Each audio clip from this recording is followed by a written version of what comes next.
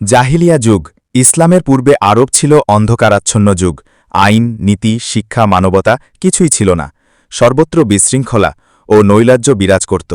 আরবের ভৌগোলিক অবস্থান: দক্ষিণ পশ্চিম এশিয়ায় অবস্থিত বৃহত্তম উপদ্বীপ।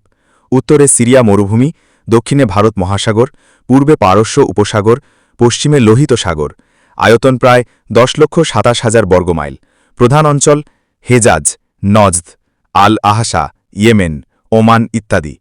আরবের নামকরণ: আরব অর্থ সুন্দর ভাষায় কথা বলা, মরুভূম অর্থেও ব্যবহৃত। ইয়ারুব ইবন কাহাতানকে আরবি ভাষার প্রবর্তক ধরা হয়। আবহাওয়া ও উৎপাদন: মরুময় ও গরম, তবে ইয়েমেন, মদিনা প্রভৃতিতে বৃষ্টি হয়। প্রধান ফসল: খেজুর, গম, কফি, ফলমূল, শাকসবজি। প্রধান প্রাণী: উট, ঘোড়া, ভেড়া, ছাগল। উটকে বলা হতো মরুভূমির জাহাজ। আরবের জাতিবিভাগ: আরবে বাইদা, প্রাচীন বিলুপ্ত জাতি, আদ, সামুদ ইত্যাদি। আরবে আরিবা, প্রকৃত আরব।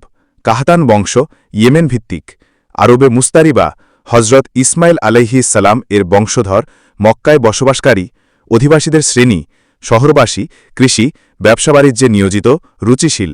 বেদুইন বা যাযাবর মরুভূমিতে ঘুরে বেড়াত, তাঁবুতে থাকত। জীবিকা ছিল লুটতরাজ ও পশুপালন। ইসলামের আবির্ভাব: মহানবী হজরত মুহাম্মদ এর আগমনে অন্ধকারাচ্ছন্ন জাহিলিয়া যুগের অবসান ঘটে। বিশ্ব মানবতার জন্য শান্তি, ন্যায়, সত্য ও আলো ছড়িয়ে পড়ে।